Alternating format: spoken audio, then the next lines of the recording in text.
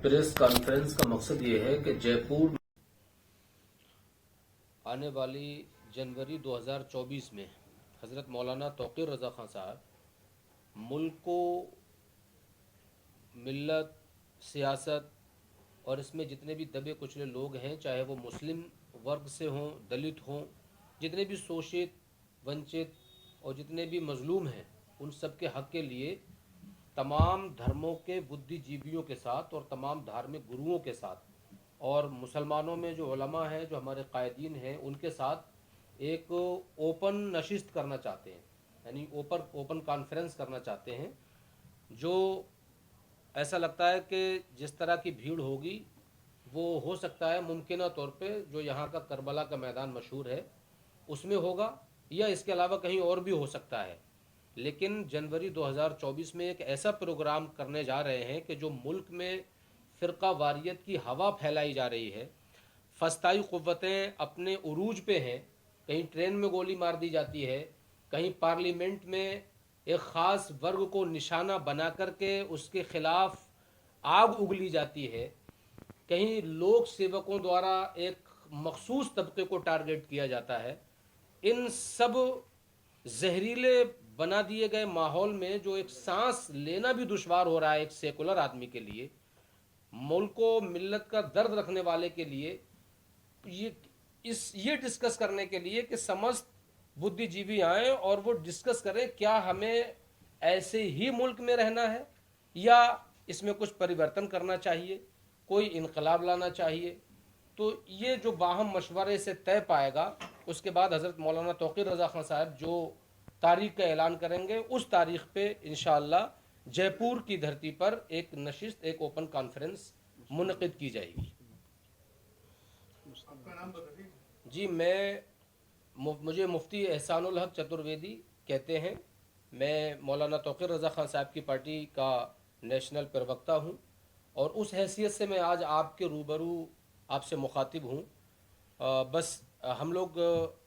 ये बता देना चाहते हैं आप हजरात के माध्यम से कि मुल्क जिसको अंग्रेज़ों ने तो लूटा,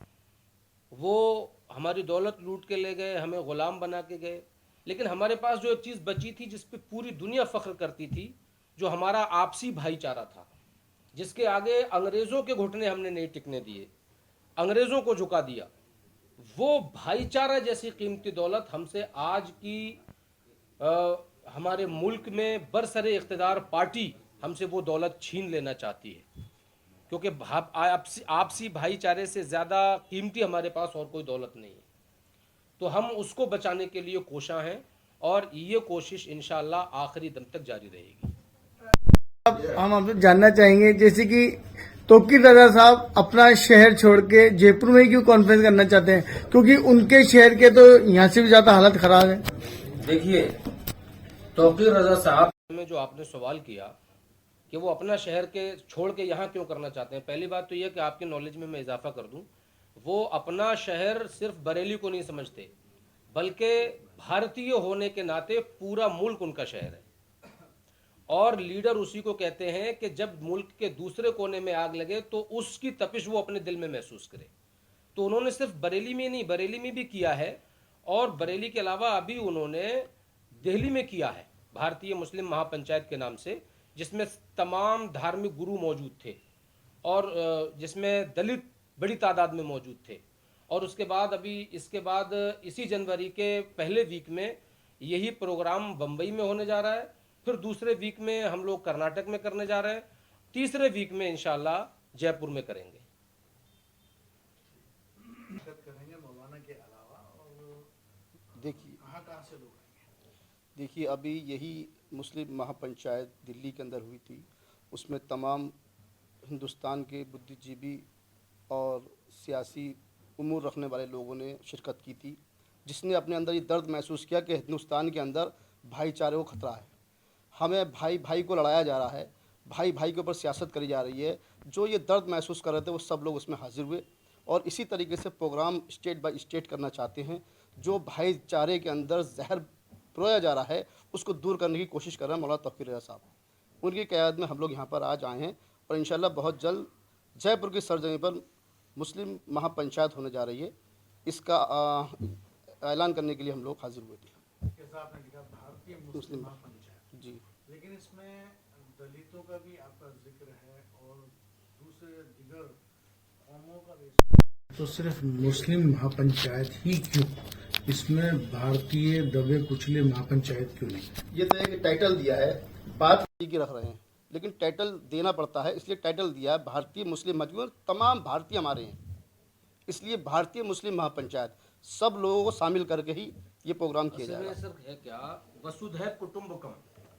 एक संस्कृत का बहुत मशहूर मकूला है कि ये समस्त संसार हमारा परिवार है।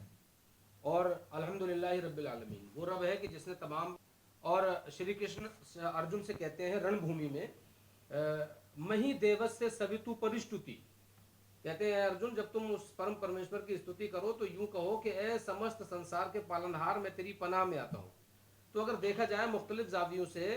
तो सब तरफ से बात वहीं आके रुकती है कि सब एक ही परमात्मा को मानने वाले हैं, सब एक ही रब के बंदे हैं। तो इसलिए चूंकि मुसलमानों पर जब अत्याचार किया जाता है, जुल्म किया जाता है, तो